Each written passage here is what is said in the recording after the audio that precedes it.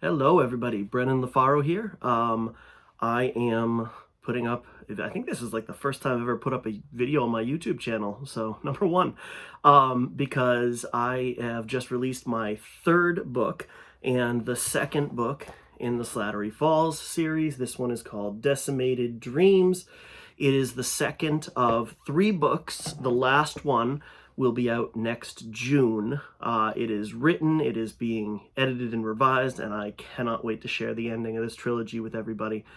But I thought that with this new one coming out as of December 13th and some of the early praise it's getting, especially a lot of people seem to be really digging the last couple pages and how we set up book three.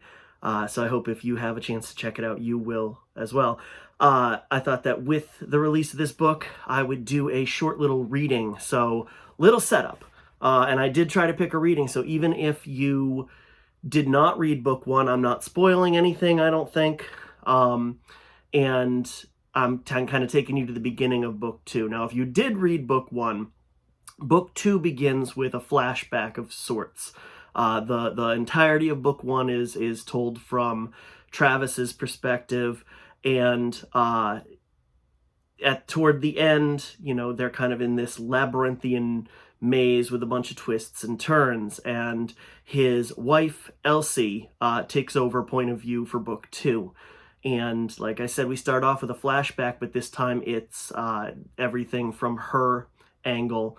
And basically, I'm picking up at the point where the story as we know it diverges, because she goes off on her own. We didn't know that part the first time, so we're going to kind of dive down that rabbit hole real quick. A sharp wave of panic struck as my feet followed me through the entrance. Would I have enough room to turn around if it was a dead end?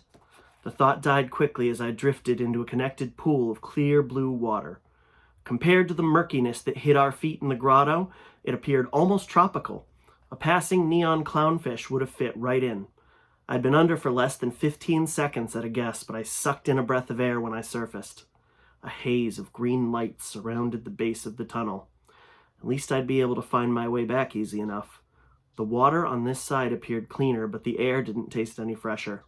I froze, tracking movement in my peripheral vision, but when I turned, there was nothing there. After rubbing the water from my eyes, I kept still as possible to draw out whatever lay in wait. I caught it again, but it wasn't movement exactly. The edges of the cavern blurred when I looked away from them, like a child's chalk drawing. As soon as I focused on the hazy patch of wall, it returned to high definition. A few feet of water separated me from the stony path which dipped down into the grotto like a boat ramp. The rest of the underground chasm was small and unremarkable. As my face dried, the edges of my vision continued to appear out of focus. The sensation made my stomach feel uneasy, suspended in an extended form of roller coaster drop. After a brief inspection, the walls offered no other exits. I turned my head back toward the boat ramp, and my heart jumped into my throat at the sight of a dark figure standing there. The water turned arctic cold. It crept over every inch of my skin. It wasn't Weeks. I'd only seen him in bits and pieces so far, but this figure didn't possess the broad shoulders and towering stature. Lanky, with greasy, stringy hair hanging in its face, this person resembled a gaunt creature more than a human being. A trench coat wrapped its angular frame, closed at the center and covering God only knew what.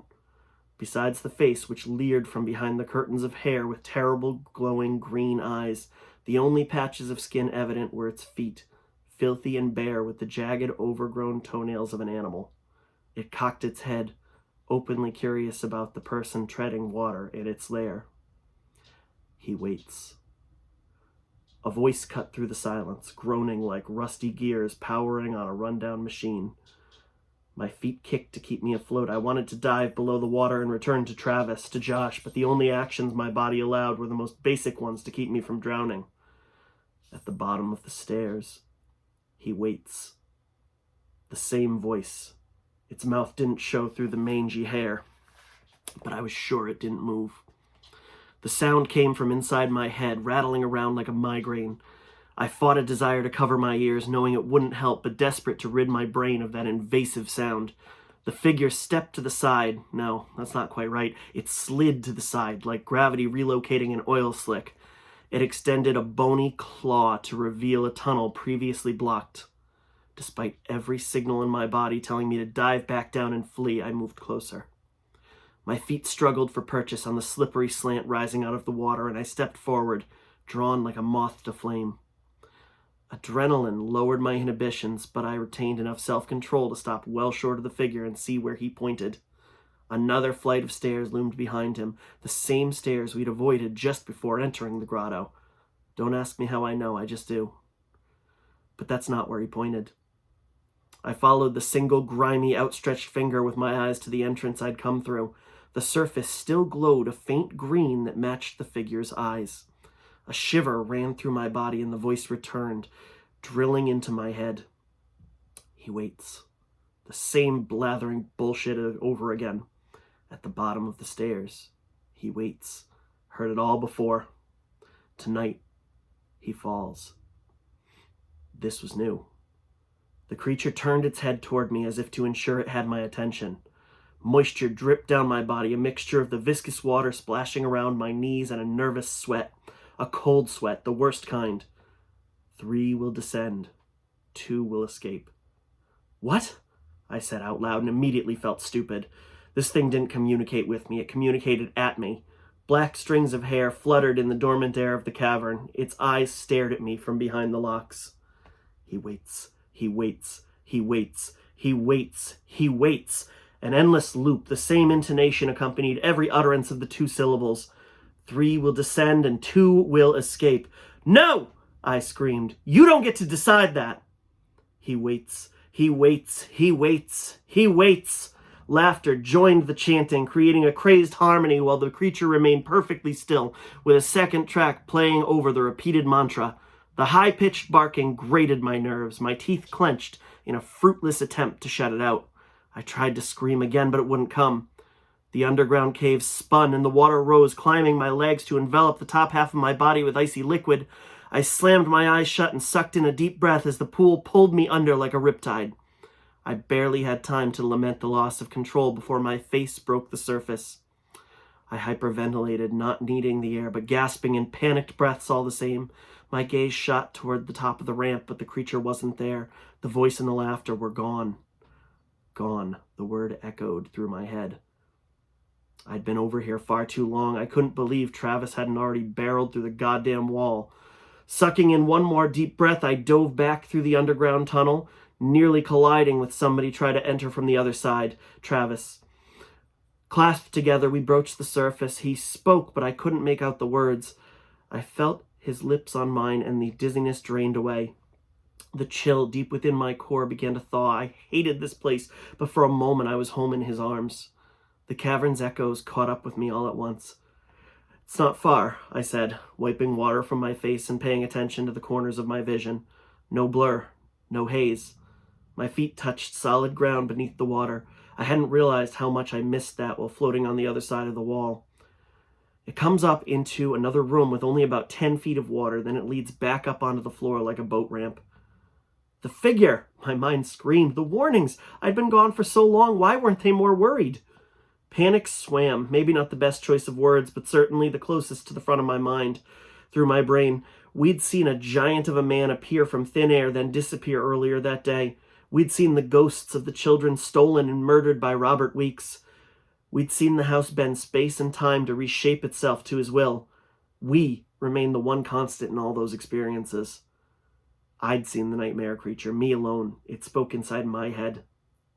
Throughout every wild experience I'd shared with Travis and Josh, we looked to each other first, gauged the reactions of the other two before proclaiming something paranormal or supremely fucked up. This experience belonged to me alone, and that meant one of 2 things. 1, I hallucinated the entire thing, staying underwater until my brain nearly popped. That, combined with the stress this place had me under, could do it. If that was the case, I couldn't let Travis know that the cave had gotten to me, had broken me. 2, Weeks sent me that vision alone for a reason. Until I could figure out what that reason might be, I needed to keep it to myself, to not allow him the upper hand. Guilt radiated through my entire body. an embarrassed heat that temporarily kept the cold at bay. I desperately needed a compelling reason to keep this from Travis. Not being the only one keeping a secret provided little solace. I half smiled and continued, "You won't love what's on the other side, though." "Oh shit, it's fucking stairs again, isn't it?" Disappointment crept into Travis's tone, but the worry had picked up and left for the moment. I'd done a competent job of hiding the dread instilled in me by the creature's manic prophecies. Hiding them from Travis, anyway. Josh's narrowed eyes told me that liar recognized liar. 3 will descend. 2 will escape. A lump formed in my throat. How could I live without one of them? "Stairs," I confirmed with a nod. With nothing left to say, we dove one by one, disappeared into the underwater tunnel. Oddly enough, the light reflecting off the tunnel no longer shined green, but displayed the disappointingly dull gray of poured concrete. If you liked that, hey, you can pick up the book now. It's out from Crossroad Press, ebook, paperback, and like I said, book 3 will be with us in about 6 months. So if you stayed for all 11 minutes of that, thank you, and reach out, let me know what you think.